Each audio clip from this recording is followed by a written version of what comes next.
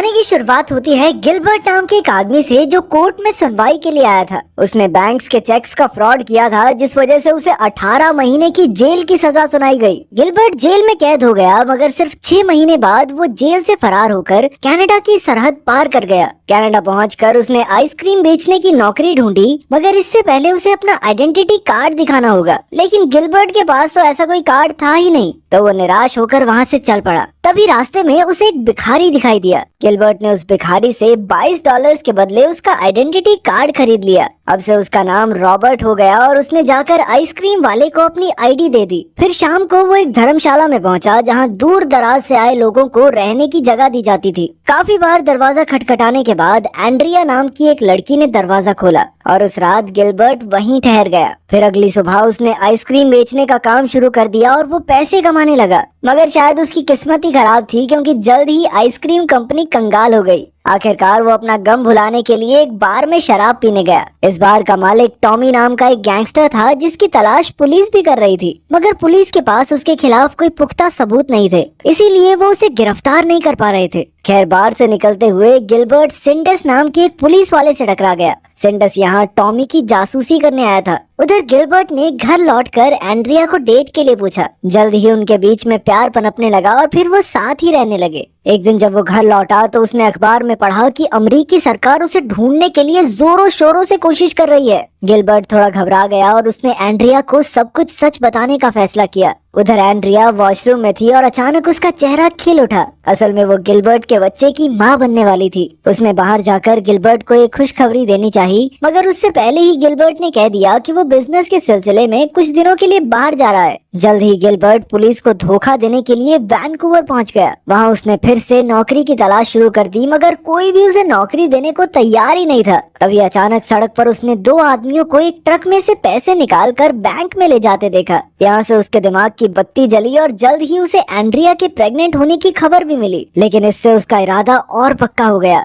अब गिलबर्ट तुरंत बैंक में घुस आया और उसने चारों ओर नजर दौड़ाकर हर चीज को ध्यान से देखा। इसके बाद वो एक दुकान में घुसा और खुद को एक्टर बताकर कुछ भेस बदलने के कपड़े खरीदने लगा। कुछ ही देर में वो सिक्योरिटी गार्ड का भेस बनाकर बैंक में घुस आया और बैंक मैनेजर से मिलकर वहाँ की सिक्योरिटी की जांच करने लगा। इसके बाद वो कैमरा सर्वर रूम में भी गया और सारी जानकारी इकट्ठा कर ली। साथ ही उसने सिलिकॉन स्किन से चेहरा बदलने की कला भी सीखी और वहाँ से एक सिलिकॉन की नाक चुरा ली। आखिरकार वो चोरी के दिन भेस बदल कर बैंक में अपनी पहली चोरी करने पहुंचा। उसने जेसिका की टेबल पर जाकर एक कागज दिया जिस पर लिखा था कि चिल्लाना मत। फिर उसने अपनी जेब में छुपी हुई बंदूक दिखाकर जेसिका को सारे पैसे निकालने का हुक्म दिया। जेसिका ने डरते हुए सारे पैसे दे दिए, मगर अब गिलबर्ट के पास इन पैसों को रखने की जगह नहीं थी। तब जेसिका ने अपने पर्स में पैसे डालकर उसे दे दिए। इधर गिलबर्ट की नकली नाक उतरने लगी, जिससे उसका भांडा फोड़ होने ही वाला था, और उसने मौका मिलते ही उसे चिपका लिया। आखिरकार काम होने पर उसने दुकान पर कपड़े लौटा दिए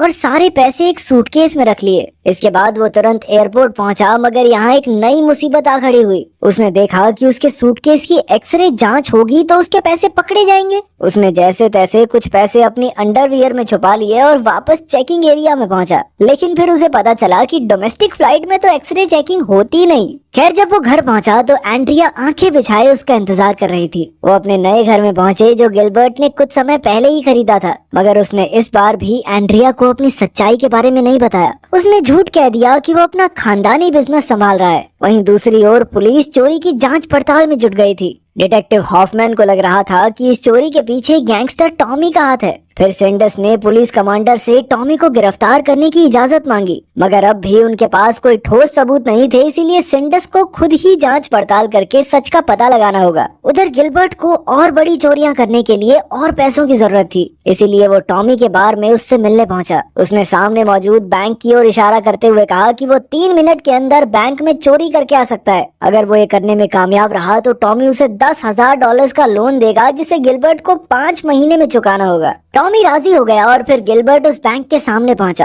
कुछ ही पलों में वो वर्कर का भेष बनाकर बैंक में घुस गया और महज 3 मिनट बाद वो पैसे लेकर बार के पिछले दरवाजे से अंदर घुसा। उसे देखकर टॉमी के तो होश ही उड़ गए थे। धीरे धीरे वो इसी तरह भेष बदल कर बड़ी बड़ी चोरियां करने लगा। चोरी के बाद वो हमेशा डोमेस्टिक फ्लाइट से दूसरे शहर भाग जाता था ताकि वो पकड़ा न जाए। इसी वजह से गिलबर्ट फ्लाइंग बैंडेट के नाम से मशहूर हो गया। अब तक वो लगभग 36 बैंक लूट चुका था और जल्द ही वो इतना अमीर हो गया कि उसने कई सारी महंगी गाड़ियां और घड़ियां खरीद ली। इसके अलावा वो बाकी के पैसे अपनी तिजोरी में संभाल कर रखता था। जल्द ही वो अमीरों के साथ उठने बैठने लगा। जब उसने टॉमी का कर्ज उतार दिया तो टॉमी ने उसे ज्वेलरी स्टोर को लूटने का ऑफर दिया। वहीं दूसरी ओर सेंडस अब भी हाथ धोकर टॉमी को पकड़ने की कोशिश में लगा हुआ था। उसने इस ऑपरेशन का नाम प्रोजेक्ट कैफे रखा। अब उसकी टीम टॉमी की हर एक हरकत पर नजर रखने लगी कि वो कब किससे मिलता है। तब सेंडस ने सबसे पहले टॉमी के खास गुंडों बिशप और डेव को पकड़ने का प्लान बनाया। साथ ही उनके पास गिलबर्ट की भी तस्वीरें थी, पर वो ये नहीं जानते थे कि आखिर वो कौन है। इधर गिलबर्ट अपने घर पर था कि अचानक एंड्रिया उसके कमरे में आ गई। गिलबर्ट ने ढेर सारे पैसे बेड पर बिखेरे हुए थे, तो एंड्रिया ने उससे पूछा कि आखिर इतना सारा पैसा आया कहां से। तब गिलबर्ट ने उसे सच बताया कि उसने बैंक लूटा है, मगर एंड्रिया ने उसे ये साबित करने को कहा कि वो किसी को नुकसान नहीं पहुंचाता। फिर अगली सुबह गिलबर्ट एंड्रिया को अपने साथ ले गया और उसके सामने बैंक लूटा। उसकी काबिलियत देखकर तो एंड्रिया भी दंग रह गई। कुछ ही पलों में गिलबर्ट ने लूट के पैसे लाकर एंड्रिया के हाथों में रख दिए। आखिरकार घर लौटकर एंड्रिया ने उसे वादा करने को कहा कि वो पकड़ा नहीं जाएगा और एक समय के बाद ये काम छोड़ देगा। उधर टॉमी के बार के बाहर हम सिंडस को नजर रखे हुए देखते हैं। तभी गिलबर्ट टॉमी से मिलने आया और वो दोनों फिर से एक ज्वेलरी स्टोर को लूटने का प्लान बनाने लगे। तब टॉमी ने बिशप को लूट के दौरान गिलबर्ट के साथ रहने का हुक्म दिया। कुछ देर बाद जब गिलबर्ट टॉयलेट गया तो सिंडस उसके पीछे आ गया। उसने टॉमी को भी चेतावनी दे दी कि जल्द ही उसके खिलाफ अरेस्ट वारंट निकल जाएगा। फिर सिंडस ने गिलबर्ट को देखा तो उसे शक हो गया, क्योंकि गिलबर्ट के चेहरे पर अब भी सिलिकॉन लगी हुई थी। बाद में सिंडस ने सभी कॉस्ट्यूम स्टोर्स में फोन करके जांच की। फिर रात को अचानक सिंडस को पुलिस स्टेशन से इमरजेंसी कॉल आई। पुलिस ने एक आदमी को शराब पीकर गाड़ी चलाते पकड़ा था। यह आदमी कोई और नहीं बल्कि टॉमी का खास गुंडा डेव था। आखिरकार उन्होंने डेव से गिलबर्ट का सारा सच उगलवा लिया। डेव ने उन्हें बताया कि गिलबर्ट अपनी पहचान बदलकर रॉबर्ट के नाम से जीने लगा और फ्लाइंग बैंडेट कोई और नहीं बल्कि वही है। फिर डेव ने खुलासा किया कि गिलबर्ट एक बहुत बड़ी लूट की तैयारी कर रहा है। ये जानकारी पाकर सिंडस तुरंत लूट की लोकेशन पर पहुंच गया। अब वो इस केस को सुलझाने के लिए बेहद उत्सुक था। सबसे पहले सिंडस ने उस दुकानदार से पूछताछ की जहां से गिलबर्ट भेष बदलने के लिए कपड़े खरीदता था। फिर उसने लोकल पुलिस को भी खबर कर दी कि आज शहर में चोरी होने वाली है। जल्द ही उसने शहर के सभी बैंक्स के बाहर पुलिस वाले तैनात कर दिए। वहीं दूसरी ओर गिलबर्ट और बिशप कैमरा ठीक करने वालों का भेष बनाकर अपने काम में जुट गए थे और उन्हें एहसास ही नहीं हुआ कि कई पुलिस वाले उन पर नजर रखे हुए हैं। जल्द ही गिलबर्ट ने ज्वेलरी स्टोर में जाकर दुकानदार से सारे जेवरात एक बैग में डालने को कहा। वहीं बिशप दरवाजे पर नजर रखे हुए था कि अचानक उसने सिंडस को आते हुए देखा। अब वो तुरंत वहां से भाग निकले और जैसे तैसे पुलिस की नजरों से बच गए, मगर बदकिस्मती से बिशप का हथियार दुकान में ही छूट गया था। इधर पुलिस अब भी उनका पीछा कर रही थी, लेकिन उन्होंने जो यूनिफॉर्म पहनी थी वो कई दूसरे लोगों ने भी पहनी हुई थी, जिस वजह से पुलिस असली चोरों को पहचान नहीं पाई। मगर सिंडस भी कम चालाक नहीं था। उसने अचानक फायर अलार्म बजा दिया, जिससे मॉल के सभी लोग घबराकर भाग गए।